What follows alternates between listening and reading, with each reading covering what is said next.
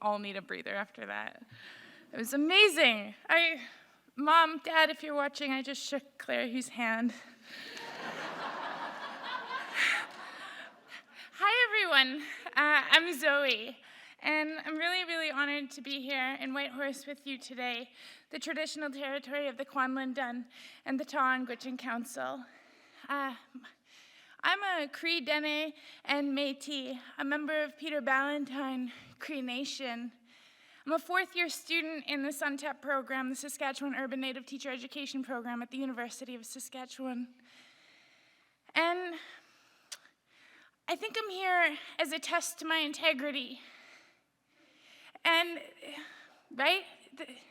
There's a lot. I believe that I'm generations in the making. And I believe it's because of my ancestors that I'm here with you, and I'm the one with the microphone.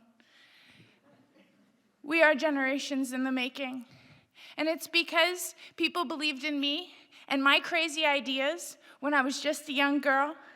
It's because people believed in me that I've been able to learn to believe in myself, which is why I became an educator too. Now, I think about the Canada that I want, and I'm going to teach you 7 sacred teachings that I believe will allow us to feel whole within ourselves without having to step on other people in order to succeed.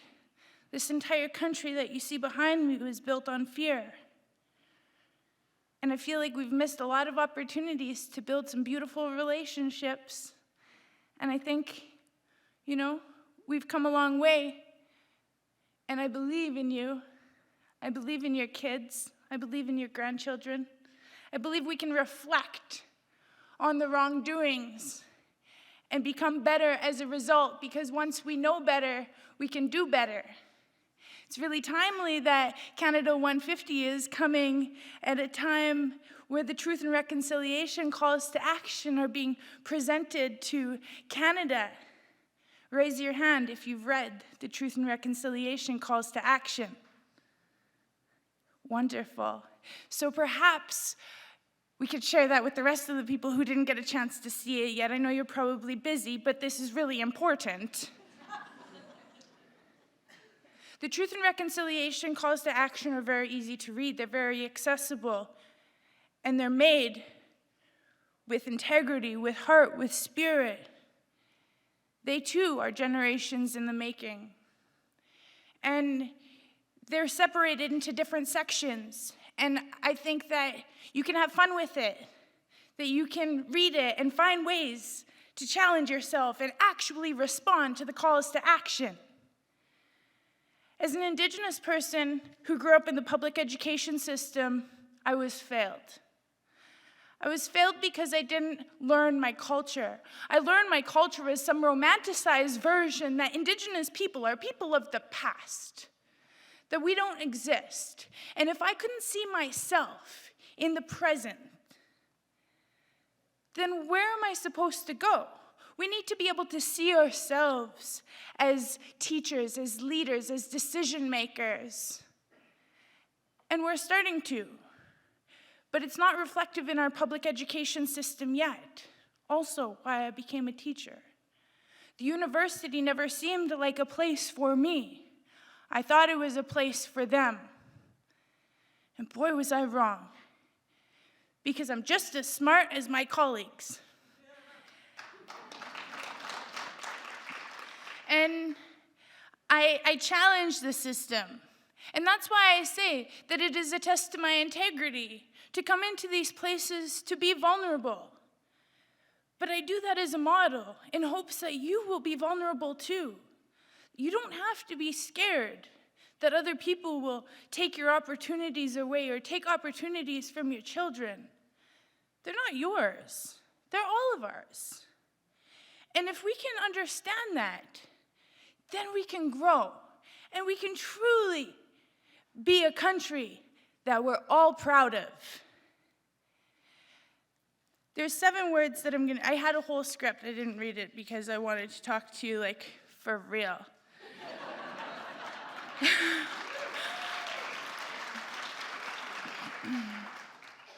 Oh, but I said put the can in Canada. That was clever. So the 7 sacred teachings are how you get to Bimatsuwin, the good life. And the good life is the concept. And I've learned that in order to get there, I need to practice. I need to practice love, respect, courage, humility, honesty, truth, and wisdom. That's how I understand our people. That's how I understand my culture. I never dressed like that, which is why I couldn't go to the Olympics.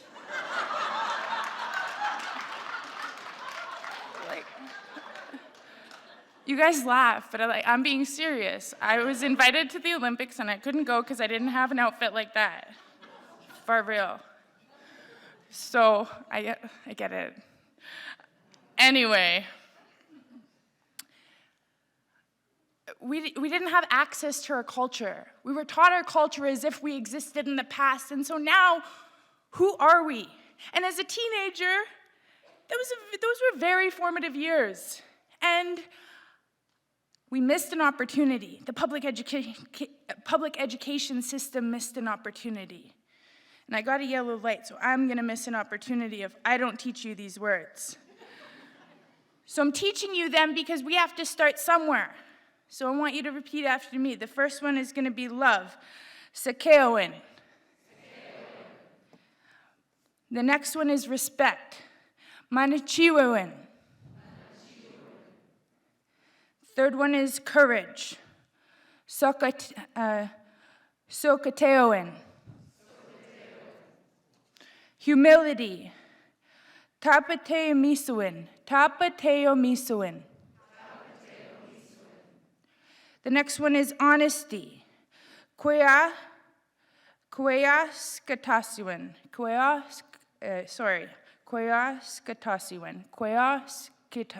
So let me figure this out. See what I mean? We have to be imperfect. We're imperfect beings. Like, we have to practice. Queaskatisuin. Beautiful. Truth. Tapweuin. Tapwe. Wisdom. Ienesuin. Beautiful. Those are the 7 sacred teachings. The language is what holds our culture together. What I just taught you was Cree, Plains Cree. That is the land that I live on. We have to start somewhere. Our culture is not minimized to all of the frills that we see. That is not our culture. Our culture is about methodology. It's about history. It's an entire Indigenous knowledge system that is completely separate from this Western paradigm. But this Indigenous knowledge system needs to be held to an equally high regard as the public education system holds the Western paradigm. That's how our kids are gonna know that they're valuable, that they're worth it, and that they have a place in this country that we call our home. And if you notice, the 7 sacred teachings all end in WIN. And through them, we can all win. Thank you so much.